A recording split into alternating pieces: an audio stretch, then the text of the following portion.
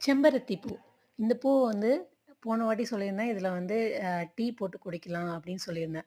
அந்த டீ குடிக்கிறதுனால என்னென்ன பெனிஃபிட் இருக்குன்னு நான் இப்போ வந்து சொல்லப் போறேன். அந்த டீய வந்து நீங்க ரெகுலரா எடுத்துக்கிட்டு இருக்கிறதுனால, உங்க பிளட் லெவல் வந்து நல்லாவே இன்க்ரீஸ் ஆகும். அத நீங்க வந்து 1 வீக் குடிச்சீங்கன்னாலே அது வந்து நல்லா தெரியும். நெக்ஸ்ட் பார்த்தீங்கன்னா, ஹீமோகுளோபின் வந்து நல்லா இன்க்ரீஸ் பண்றதுனால, உங்க பிளட் சர்க்குலேஷன் கரெக்ட்டா இருந்துச்சுன்னா, பாடி பெயின் எல்லாமே வந்து உங்களுக்கு கண்ட்ரோல் ஆகுறது நல்லா தெரியும். அதுக்கப்புறம் பார்த்தீங்கன்னா, பிசிஓடி ப்ராப்ளம் இருந்துச்சுன்னா, அதுவுமே உங்களுக்கு வந்து க்யூர் ஆகும்.